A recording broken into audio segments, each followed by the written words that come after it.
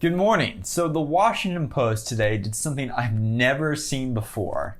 They issued so many corrections to an article that they were able to place ad breaks in between the amount of corrections the article has. I'm going to pull it up here just to go through it with you guys. I'll hyperlink it below, but this is insane. And I just want I want to point it out to you guys. So the title of this article that the Washington Post published was called "Black Families Once Lived Off Their Southern Farmland. Their Descendants Are Struggling to Hold On to It." It was written by Corsha Wilson. I don't know who Corsha Wilson is. Then we get to corrections. Oh, they've even updated it again since I've read this. This version has been updated. First correction. The first name of Emanuel Freeman Sr. was misspelled. So the very first correction we have is, whoops, we misspelled the main character's name. Second correction. Contrary to what was reported in the initial article, Freeman Sr.'s grandson, Johnny, did not refuse to move off of a Halifax, Virginia sidewalk for a white woman. He was talking to her, which drew the ire of some white locals, including the KKK. Okay, so basic facts wrong once again. When a crowd gathered at the Freeman home where Johnny fled, gunfire was exchanged, and one family member's home was set ablaze. Okay. Second correction. Third correction. The 2017 U.S. Agricultural Census compared farmland owned and operated, not simply owned by white and black farmers. Another basic fact wrong. The number of children Freeman had with his second wife, Rebecca, was 8, not 10. Sorry, we miscounted. We thought we saw 10 when really there was 8. Where were the fact checkers on this article? How do you get the amount of kids wrong? Next correction. Ownership of the Freeman's property was not transferred to heirs when Rebecca died. In fact, he used a trust before he died to divide his property among his heirs. Okay. Next correction. The partition sale of the Freeman estate was in 2016, not 2018. Oops, we got that wrong by 2 years. Never mind.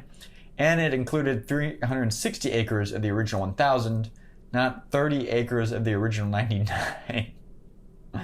So, off by 1,000% there.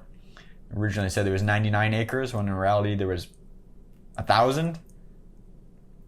Once again, how do you get this wrong? These are orders of magnitude larger. But it keeps going. Next correction. The story omitted key details that affect understanding of the ownership of the land. So it omitted key details that help us understand the narrative of the story.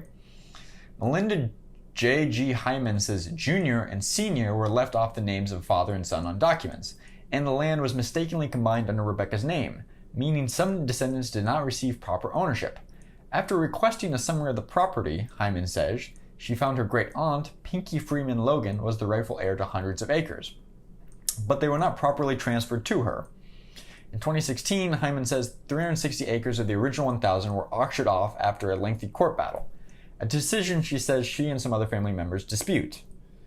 Okay, that correction is so long as to be unable to actually make sense what are the actual facts to ascertain in this story.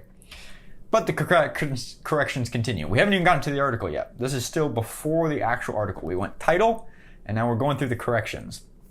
Next correction. The article omitted Hyman's statement that actions by the law firm Bagwell and Bagwell constitute apparent conflicts of interest, and omitted firm owner J.H. Bagwell's... Oh, sorry, I got an ad. It changed. They're putting ads in between corrections. But Bagwell's response denying the allegation, so they forgot to include other sides of the story. Whoops, overlooked that. I guess we missed his email. We missed Bagwell and Bagwell's email. Sorry about that, Bagwell. Next correction. A description by agricultural lawyer Jillian Hishaw of laws governing who inherits property when a landowner dies was a reference to the laws in most states, not more than 20 states. She was also generally describing these laws, not referring to Virginia law. So the law they referenced doesn't even apply to the story because this law isn't applicable in Virginia. Once again, a slight oversight, but we'll keep going. Don't worry. Maybe we're almost to the actual article and we can read. Let's see. Nope, another correction. A study, the article compared... No, let me, there's so many corrections I can't keep track. A study, the article said, compared the prevalence of estate planning by older white and older black Americans was published in the Journal of Palliative Medicine, not the National Library of Medicine. So they attributed the source to a wrong academic journal. How do you do that? Also, the National Library of Medicine, I'm pretty sure it's just JSTOR. So their first source for the prevalence of estate planning was JSTOR, but in reality, there was no article in the National Library of Medicine. It was in the Journal of Palliative Care. And it continues. Let me read the full thing.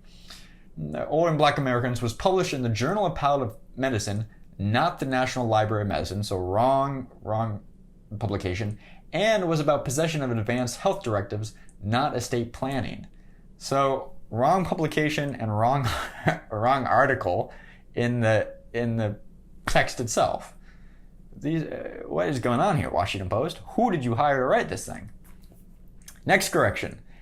Tashi Terry said, quote, welcome to Bell Terry Lane, not, quote, welcome to Bell Terry Farm.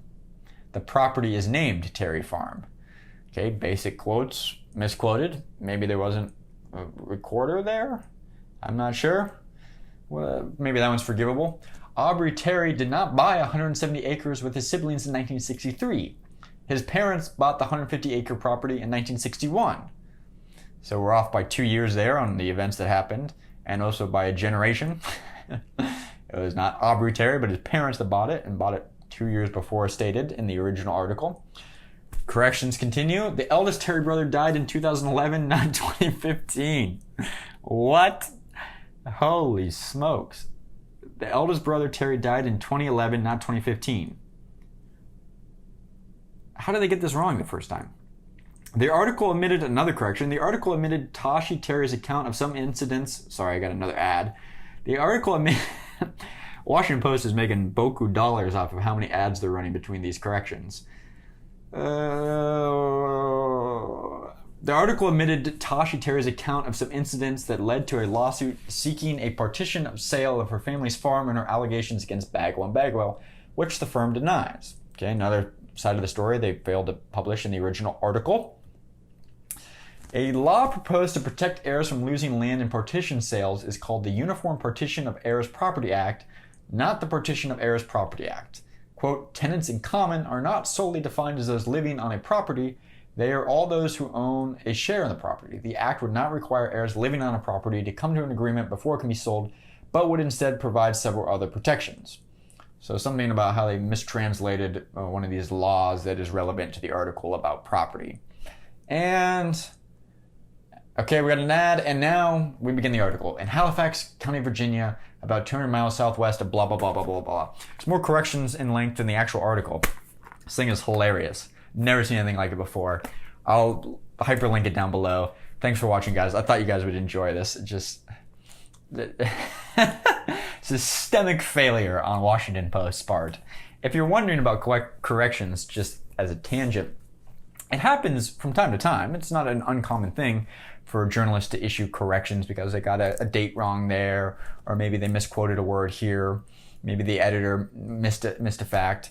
But for the most part, journalists, one, really hate it because it makes them look bad, and they try to avoid correcting the article if they can. And most reasonable publications, like New York Times, Washington Post, have fact checkers that their entire role is to vet the journalist's article before it's published.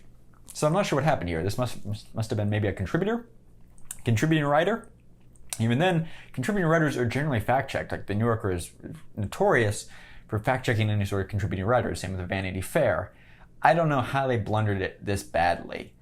Honestly, at this point, it would have been better, I think, to just pull or retract the article, because there's so many corrections that it renders the actual article kind of comical, at least in my mind. Let me know what you guys think.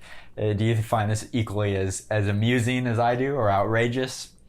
Let me know your thoughts. Thanks for watching. Click like or subscribe if you want to see another video. See you guys tomorrow. Bye.